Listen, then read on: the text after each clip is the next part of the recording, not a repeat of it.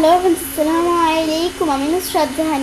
আজকে আমি তোমাদের শিখাবো how to AutoSum and recently use function library on in Bangla. তো আজকে আমি তোমাদের শিখাবো কীভাবে আমরা AutoSum এবং রিসেন্টলি ইউজ ফাংশন ব্যবহার করতে পারি ফাংশন লাইব্রেরির মধ্যে স্কেলের উপর। তাহলে চলো এখন আমার কাজটা করি। তো করার জন্য আমি যেটাকে মিনিমাইজ করার পরে বিষয়টা করার জন্য আমি কী করবো, তো কাজটা করার জন্য আমরা আমাদের কী করবো, আমরা আমাদের স্কেলটা ওপেন করি।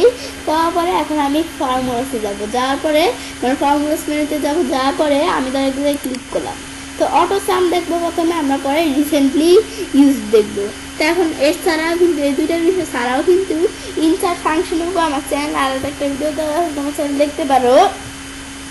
তো এখন আমরা আমাদের মধ্যে থেকে প্রথমে AutoSum দেখি, আমাদের সামে ক্লিক করা। এখন আমি আমাদের কিন্তু এই সাম দেওয়া আছে প্রথমে, যে AutoSum ক্লিক করে সাম।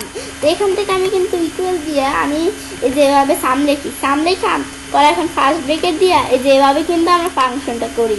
পরে এই যে লাস্টটা সিলেক্ট করে লাস্ট ব্রেকেট দিয়ে এন্টার দিলে এভাবে কিন্তু করি। কিন্তু এভাবে না করে তাড়াতাড়ি করার জন্য AutoSum ক্লিক করে সাম দিলে কিন্তু আমাদের অটোমেটিক সাম হয়ে যাবে। এখন এন্টার দিলে আমাদের এই বিষয়টা হয়ে যাবে। এন্টার দিই, এই যে আমাদের কিন্তু সামটা হয়ে গেল। তো সাম হওয়ার পরে এখন অ্যাভারেজ। তো অ্যাভারেজের বিষয়টা, এখন আমাদের অ্যাভারেজটা কেমনে, আমরা কিন্তু ইকুয়াল দিয়ে এই যে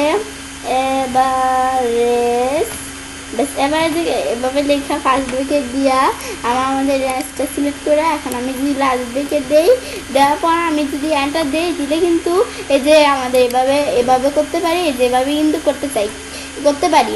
আমরা কিন্তু সাধারণত এভাবে করি, কিন্তু আমি বিষয়টা তাড়াতাড়ি করতে চাইলে আমরা রিসেন্টলি আমাদের এখানে না, এই যে AutoSum ক্লিক করে এই যে আমরা আমাদের এখান থেকে অ্যাভারেজ, এই যে অ্যাভারেজ যদি ক্লিক করি এখন এন্টার দিয়ে বিষয়টা হয়ে যাবে। কিন্তু আমরা আমাদের এখানে এন্টার দেওয়ার আগে আমাদের লক্ষ্য করতে হবে যে আমাদের যে সাম আছে, এই যে উপরে যে সামের বিষয়টা করছি, উপরে কোনো সংখ্যা থাকলে এটা ডিলিট করে নিতে হবে। নয়তো এখন আমি যদি এন্টার দিই তাহলে উপরের সংখ্যাটা কিন্তু এখানে দেখাচ্ছে, মানে এই যে আমাদের রেঞ্জের মধ্যে কিন্তু এই যে V2 এই যে উপরের সংখ্যাটা এখানে সে দৈরা নিছে, কিন্তু এখন আমাদের এই যে সেজন্য উপরের সংখ্যাটা ডিলিট করে পরে বিষয়টা করতে হবে।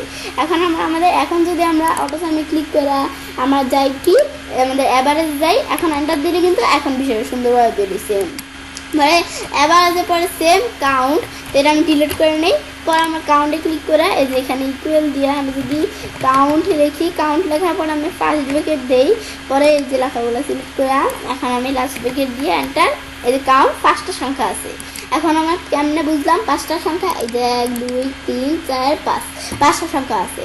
তো সেজন্য এবার 5টা সংখ্যা এসে পড়ছে, পরেটা আমি ডিলিট করে দিলাম। পরে আবার AutoSum ক্লিক করে এখান থেকে আমি যদি এটার পরিবর্তে এই যে আমি যদি কাউন্ট নাম্বার দিই, এই যে কাউন্ট নাম্বার দিলে কিন্তু অটোমেটিক কাউন্ট হয়ে যাবে তাড়াতাড়ি। তো এখন পরে আমরা এন্টার দিই, দিলে কাউন্ট হয়ে গেল 5টা সংখ্যা। পরে এটা আমরা ডিলিট করে পরে এখন আমি দেখবো ম্যাক্সিমাইজ, মানে এই যে আমাদের কোন সংখ্যাটা বড় বেশি সেই সংখ্যাটা দেখবো।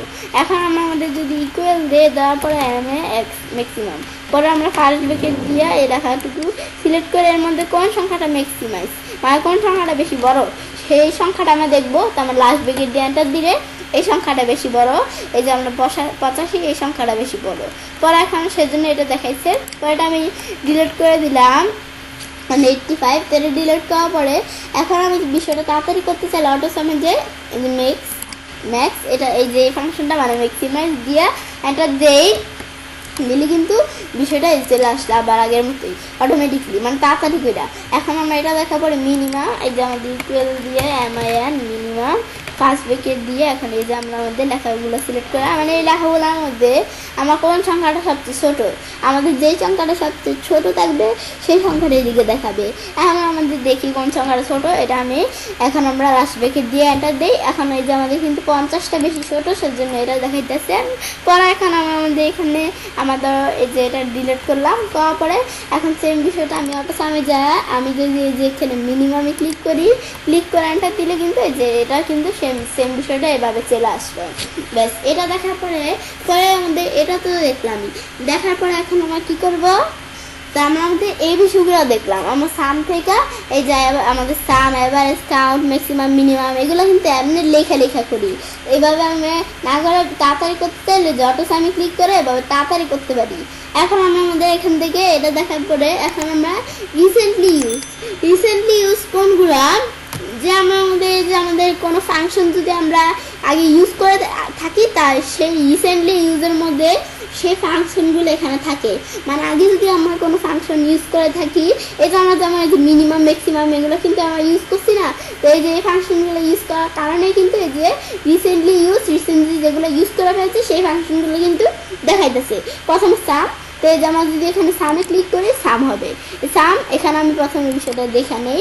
এই যে আমি সামে এখানে ক্লিক করে আমি যদি রিসেন্টলিতে যে সামে ক্লিক করি, এখন সামে এখানে আমার সাম ক্লিক করার পরে এই যে এখানে কিন্তু এই যে আমরা বিষয়টা এই যে রেঞ্জটা সিলেক্ট করা আছে, তখন কিন্তু আমরা যদি রেঞ্জটা সিলেক্ট করা না থাকতো তাহলে রেঞ্জটা সিলেক্ট করে দিতাম।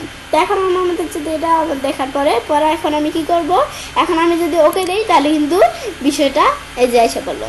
আসার পরে এখন এটা আমাদের ডিলিট করে নিতে হবে, নয়তো বিষয়টা উল্টোপাল্টা হয়ে যাবে। পরে অ্যাভারেজ, এখন আমি অ্যাভারেজ করার জন্য এই যে এখানে যায় এই যে আমরা রিসেন্টলি ইউজে যে অ্যাভারেজে ক্লিক করা, এর মধ্যে আমি অ্যাভারেজ করবো। এই যে অটোমেটিক সিলেক্ট করে নিচ্ছি, সিলেক্ট না করলে আমরা নিজের মতো সিলেক্ট করে নিতে পারি। পরে আমাদের এখান থেকে আমরা আবার ওকে দিলে এই যে আমাদের অ্যাভারেজটা বের করতে। এবার আমি কাউন্টে যাই, কাউন্টে যাওয়ার পরে এখন এখানে আমি যখন আসলাম, তো আসার পরে এখন আমি রিসেন্টলি ইউজে যাই, এখন কাউন্ট এখানে ক্লিক করা এই যে আমার কাউন্টের মধ্যে এই যে ওকে দেয়, এই যে আমাদের কিন্তু কাউন্ট 5টা সংখ্যা এই যেটা কিন্তু চলে আসলো। তো এটা আমি ডিলিট করা ম্যাক্সিমাম, তো ম্যাক্সিমামও কিন্তু আছে। এই যে আমাদের কোথায়, এই যে আমার রিসেন্টলি ইউজের মধ্যে কোথায় দেওয়া আছে এই যে ম্যাক্সিমাম। এই যে ম্যাক্সিমামে আমরা যদি এখানে ক্লিক করি করলে কিন্তু ম্যাক্সিমাম চলে আসবে। এই যে ম্যাক্সিমাম এটা দিয়ে এখন আমি ওকে দেই ম্যাক্সিমাম সংখ্যা কোনটা, মানে ম্যাক্সিমাম কোন সংখ্যাটা বড় সেটা কিন্তু চলে আসছে। পরে মিনিমাম কোন সংখ্যাটা ছোট এটা দেখার জন্য রিসেন্টলি যে ইউজ করা থাকলে এটা দেখতে পারবো। এই যে আমাদের কিন্তু এই যে ইউজ করা আছে। মিনিমামে ক্লিক করলে আমরা যখন এখানে ক্লিক করলাম পরে যে আমাদের মিনিমাম সংখ্যা এগুলো অটোমেটিক কিন্তু আসে পড়ে না, মানে রেঞ্জটা অটোমেটিক সিলেক্ট হয়ে যায়। কিন্তু না সিলেক্ট হলে আমরা সিলেক্ট করে নিতে পারি। পরে আমরা যদি ওকে দেই তো এখন আমাদের কিন্তু সবচেয়ে ছোটো সংখ্যা এখানে কোনটা, এই যে 50-50-এর জায়গায় আমি যদি এখানে দিয়ে দেই কি 50 ছাড়া আমি তো এই সংখ্যাটা দিয়ে দিলাম কি এই যে 90 আছে না, এটা আমি দিয়ে দিলাম 10 দিয়ে বাই ক্লিক করলে এই যে 10 সংখ্যাটা সবচেয়ে ছোটো এই যে 10 এসে পড়ছে। এখন আমরা কিন্তু এই বিষয়টা এটা আমি ডিলিট করে দিলাম। তো ডিলিট করার পরে এখন আমি এই রিসেন্টলি ইউজ আর AutoSum এর বিষয়টা আজকে আমি তোমাদের দেখালাম। তো এই বিষয়টা দেখানোর পরে তো আমি সেটা কাজটা করতে পারি। এবার আমি খুব সহজে AutoSum এবং রিসেন্টলি ইউজ ফাংশন ব্যবহার করতে পারি আমাদের ফাংশন লাইব্রেরির মধ্যে। আমি রোবো ফ্রেন্ডস, আমার আজকে এই ভিডিওটি যদি তোমাদের ভালো লেগে থাকে তাহলে আমার চ্যানেলটি সাবস্ক্রাইব, লাইক, কমেন্ট এবং সবার সাথে শেয়ার করবে।